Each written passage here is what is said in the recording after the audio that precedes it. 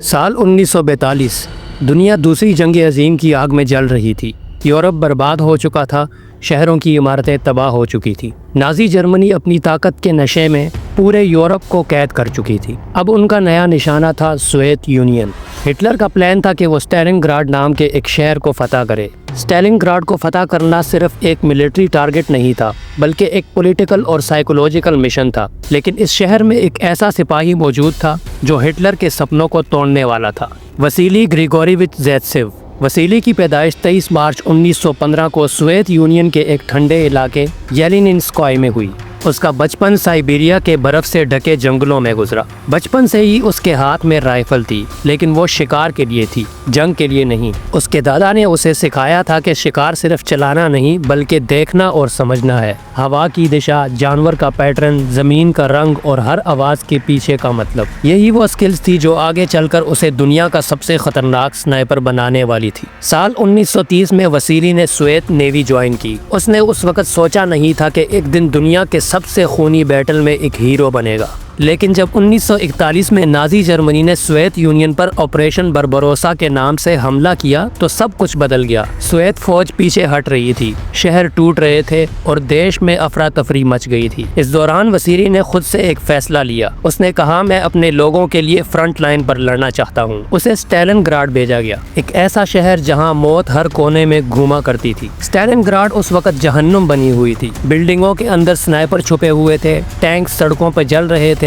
اور ہوا گن پاؤڈر اور لاشوں کی سمیل سے بھری ہوئی تھی۔ ہر طرف سے گولے برس رہے تھے، لوگوں کے چہرے دھول اور خون سے لپٹے ہوئے تھے۔ اس شہر میں وسیلی نے اپنا پہلا sniper rifle Mohsin ناگنت 7.62 mm rifle اٹھایا اور یہاں سے ایک کہانی شروع ہوئی جو آج بھی ہر ملٹری اکیڈمی میں پڑھائی جاتی ہے۔ ایک دن ایک جرمن سنائپر نے کئی سوویت سولجر کو مار دیا۔ فوج کے لوگ ڈرے ہوئے تھے۔ تب وسیلی نے اپنا نشانہ سیٹ کیا۔ اس نے پورا دن آبزرو کیا، اینیمی سنائپر کے پیٹرن دیکھے، اس کی جگہ کا اندازہ لگایا۔ جب سورج ڈھلنے لگا وسیلی نے ایک گولی چلائی اور اس گولی نے نہ صرف جرمن سنائپر کو ختم کیا بلکہ سوویت سولجر کے دل میں امید کی روشنی جگا دی۔ اس دن سے ہر فوجی اس کا نام عزت سے لینے لگا۔ کچھ ہفتوں میں ہی وسیلی نے 40 سے زیادہ اینیمیز کو مار گرایا۔ اس کے نشانے بالکل پرفیکٹ ہوتے تھے، نہ 1 انچ اوپر اور نہ ہی 1 انچ نیچے۔ اس کا ہر شاٹ مطلب رکھتا تھا۔ لیکن وسیلی صرف خود کے لیے نہیں لڑ رہا تھا، اس نے اپنے جیسے نئے سنائپرز کو بھی ٹرین کرنا شروع کیا۔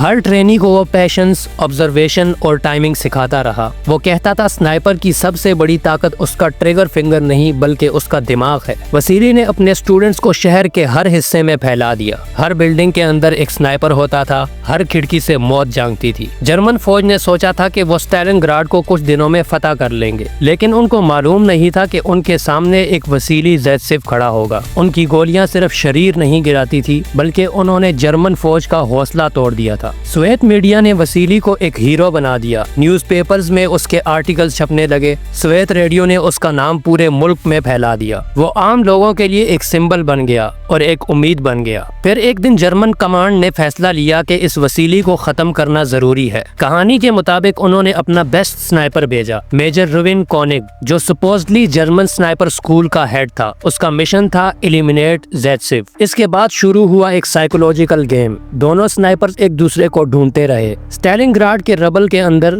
دھول کے پیچھے ایک خاموش جنگ چل رہی تھی۔ پہلے دن وسیلی نے دیکھا کہ اس کا ایک ساتھی سنائپر مارا گیا۔ جرمن سنائپر اپنے نشانے میں کمال تھا۔ وسیلی نے ہر دن اپنی پوزیشن بدلی اور فائنلی تیسرے دن اس نے جرمن سنائپر کا سکوپ سن لائٹ میں چمکتا دیکھا۔ اس نے اپنی رائفل ریڈی کی، سانس روکی اور ایک ہی شاٹ میں جرمن سنائپر کا کام تمام کر دیا۔ بیٹل آف اسٹالن گراڈ کے دوران اس نے 225 کنفرم کلز کیے، لیکن کچھ سورسز کے مطابق یہ تعداد 400 کے قریب تھی۔ ہر کل ایک کہانی تھی، ہر شاٹ ایک سٹیٹمنٹ تھا۔ ایک دفعہ اس نے لکھا، ہم ہر جرمن کو مارتے ہیں جو ہمارے شہر کے اندر قدم رکھتا ہے۔ ہر گولی کے ساتھ ہم اپنی زمین واپس لے رہے ہیں۔ دسمبر 1942 میں ایک مارٹر شیل پھٹنے سے وسیلی زخمی ہوا۔ اس کی آنکھوں میں سٹیل کے ٹکڑے گھس گئے۔ ڈاکٹر نے کہا وہ پھر کبھی دیکھ نہیں پائے گا، لیکن اس کا حوصلہ اتنا بلند تھا کہ سرجری کے بعد اس کی آنکھیں ٹھیک ہو گئی۔ اس نے کہا، میں پھر سے निशाना लगाना चाहता हूँ। जंग के बाद उसे hero of the Soviet union का हाईएस्ट ऑनर मिला।